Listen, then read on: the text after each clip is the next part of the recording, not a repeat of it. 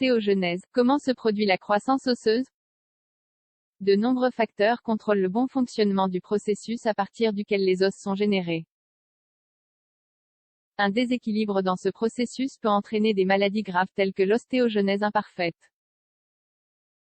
L'ostéogenèse est le processus biologique de croissance osseuse.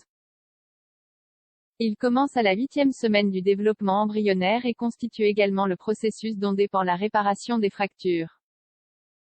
Les os du squelette humain dérivent de 3 structures embryonnaires.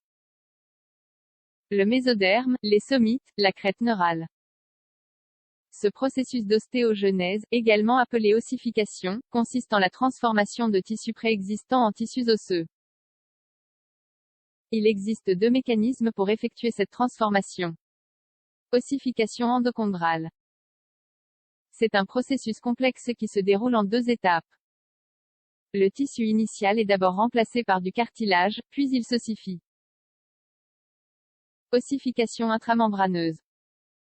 Le tissu originel se transforme directement en tissu osseux. Physiologie de la formation et de la croissance osseuse. Structure embryonnaire. Le mésoderme est l'une des 3 couches cellulaires à partir desquelles se développe tout l'embryon. Au départ, il y a 3 couches de cellules, une externe, une médiane et une interne. Le mésoderme est la couche intermédiaire et donne naissance aux os des membres. Les somites sont des structures embryonnaires transitoires essentielles pour le développement du modèle de structure segmentée typique des vertébrés.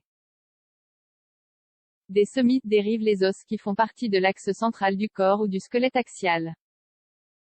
Ce sont l'os hyoïde, les côtes, la colonne vertébrale, le sternum et les os du crâne et des oreilles. Enfin, la crête neurale est une formation cellulaire transitoire typique des premiers stades de développement. Sa caractéristique fondamentale est la pluripotentialité de ces cellules. En d'autres termes, les cellules de la crête neurale peuvent donner naissance à pratiquement n'importe quel type de structure définitive dans le corps. Par exemple, elles donnent naissance aux os et aux cartilages crânio-faciaux. Ossification endochondrale. Le processus d'ossification endochondrale se caractérise par la formation de cartilage à partir du tissu embryonnaire et son ossification ultérieure, qui donne lieu à la croissance osseuse. Nous pouvons diviser ce processus en 5 étapes. Premièrement, les cellules expriment 2 facteurs de transcription, paxin et scléraxie, qui sont essentiels à l'activation des gènes qui transformeront les cellules d'origine en cartilage. Cela est possible grâce au fait que certaines cellules incitent les cellules voisines à le faire de manière paracrine. Les cellules qui ont exprimé les gènes nécessaires s'agglutinent et deviennent des chondrocytes. Ces chondrocytes se multiplient très rapidement, ils forment donc une sorte de moule pour l'os futur. La multiplication s'arrête et les chondrocytes grossissent. De même, ces chondrocytes modifient les composants qu'ils libèrent pour la formation de la matrice, qui peut se calcifier grâce au carbonate de calcium.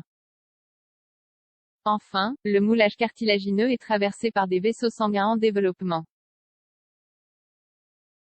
Les chondrocytes meurent progressivement, remplacés par des ostéoblastes. Les ostéoclastes sont des cellules responsables de la destruction osseuse dont l'activité doit toujours être maintenue en équilibre avec l'activité des ostéoblastes. En effet, la formation et la croissance correcte des os dépendent de cet équilibre. Ossification intramembraneuse. Grâce au processus d'ossification intramembraneuse, la formation et la croissance des os plats du crâne se produisent. Cette ossification se produit dans une membrane de tissu conjonctif. Parmi les cellules de cette membrane, certaines se développeront en ostéoblastes, les cellules qui forment la matrice osseuse. Tandis que d'autres deviennent des cellules qui font partie des petits vaisseaux sanguins qui alimentent les os. Les ostéoblastes se regroupent pour former ce qu'on appelle le centre d'ossification, autour duquel l'os va progressivement se former. En effet, ces cellules synthétisent et sécrètent des composants nécessaires à la création d'une matrice capable de capter les sels de calcium. Ostéogenèse imparfaite, que se passe-t-il lorsque la croissance osseuse échoue? Si le processus d'ostéogenèse ne se déroule pas correctement, on parle d'ostéogenèse imparfaite, également connue sous le nom de maladie des os de verre. C'est une maladie génétique caractérisée par une fragilité osseuse excessive. Les personnes qui en souffrent ont constamment de fractures, en plus d'autres symptômes. Par exemple, la dentinogenèse imparfaite ou la sclérotique bleue. La maladie survient à la suite de mutations qui altèrent le collagène, un composant essentiel de la matrice osseuse. Le manque de cette substance est responsable de la fragilité excessive des os touchés. C'est une maladie rare. Son pronostic est très variable, car il existe différents types de gravité. De plus, l'évolution de la maladie elle-même est également très variable d'un patient à l'autre, car elle dépend d'un grand nombre de facteurs. Il n'y a pas de méthode de diagnostic spécifique. La maladie est généralement diagnostiquée par les antécédents médicaux et les examens physiques. Elle pourrait être détectée plus précisément par une analyse du collagène cutané ou par des méthodes génétiques. Il n'y a pas non plus de traitement autre que le contrôle des symptômes.